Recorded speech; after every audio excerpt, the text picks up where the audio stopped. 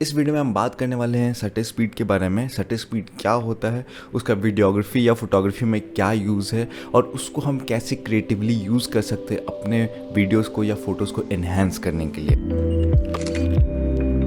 अगर आपने थोड़ा सा भी कैमरा यूज़ किया है, फोटोग्राफी या वीडियोग्राफी के बारे में थोड़ा सा भी स्टडी किया है, रिसर्च किया है, तो आपको एक नाम सुनने को जरूर मिलता होगा, शटर स्पीड। और अगर अभी तक आपको कोई भी शटर स्पीड के बारे में कंफ्यूजन है तो वो सब कुछ इस वीडियो के बाद खत्म हो जाना है।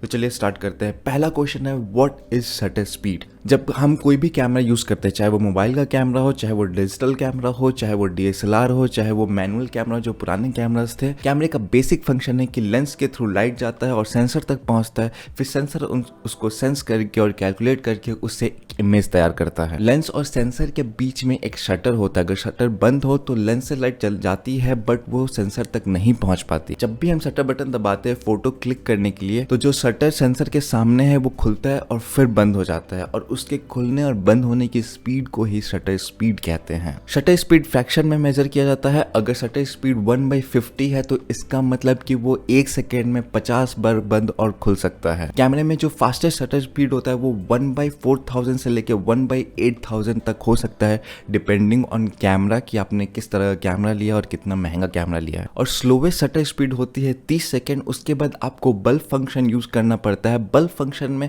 आप शटर बटन को दबाओगे तो शटर खुल जाता है, उसके बाद वो तब तक खुला रहता है जब तक आप फिर से शटर बटन ना दबाओ। तो इस तरह से आप बल्ब फंक्शन को यूज करके अलग अलग तरह के क्रिएटिव फोटोज क्लिक कर सकते हो। अब बात करते हैं कि शटर स्पीड का यूज क्या है।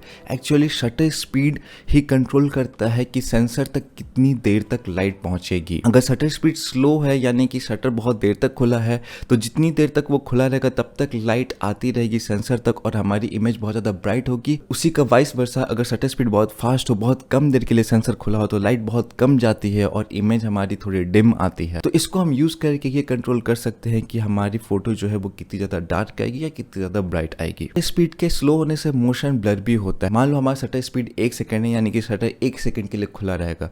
अगर उस 1 सेकंड में कोई ऑब्जेक्ट A से B तक जाता है तो वो सेंसर सारा कैप्चर कर लेता है और एक ऐसा इमेज क्रिएट करके देता है जो कि ब्लर होता है, जिसमें सब्जेक्ट A to B जा रहा है। उसी ब्लर को हम कहते हैं मोशन ब्लर। तो शटर स्पीड से हम मोशन ब्लर भी कंट्रोल कर सकते हैं। अगर आपको नाइट फोटोग्राफी करना है, जिसमें आपने देखा होगा कि रोड पे कार की जो लाइट से उसकी ट्रेस बनती है, तो उसके लिए हमें बहुत ज्यादा स्लो शटर स्पीड यूज करना होता है। और अगर हमें कोई ऐसी इमेज है जिसमें बंदा स्पोर्ट्स खेल रहा है, बहुत ज्यादा फास्ट इधर उधर मूव कर रहा है, या हमें उड़ते हुए बर्ड की फोटो खींचनी है, या बच्चा मूव हो रहा है उसकी फोटो क्लिक करनी है, और जिसमें हमें मोशन ब्लर नहीं चाहिए, तो हमें उसके लिए शटर स्पीड बहुत ज्यादा फास्ट रखना पड़ता है। अब सिनेमेटोग्राफी की बात करते हैं। जब भी हम कोई वीडियो शूट करते हैं जिसे हमें सिनेमैटिक लुक देना है, उसमें हम 180 डिग्री रूल यूज करते हैं। यहाँ 180 डिग्री रूल का मतलब ये हुआ कि जितना हमारा FPS हो, यानी कि फ्रेम पर सेकंड है, उससे डबल हमारा शटर स्पीड होना चाहिए। अगर आप 24 FPS पे वीडियो शूट कर रहे हो तो आपका शटर स्पीड 1/48 होना चाहिए, यानी कि 24 का डबल। और अगर आप 60 FPS पे वीडियो शूट कर रहे हो तो आपका शटर स्पीड होना चाहिए 1/120। तो आज हमने क्वेश्चन का आंसर किया, व्हाट इज शटर स्पीड। अगर आपको अभी भी कोई भी कंफ्यूजन है शटर स्पीड के बारे में तो आप कमेंट में आके जरूर पूछ सकते हो। अगर आपके पास कोई सजेशन है तो आके जरूर बताओ। अगर आपको ये वीडियो पसंद है तो इसको लाइक जरूर करें। अगर आपको लगता है कि ये वीडियो किसी की हेल्प कर सकती है तो उसके साथ शेयर करें।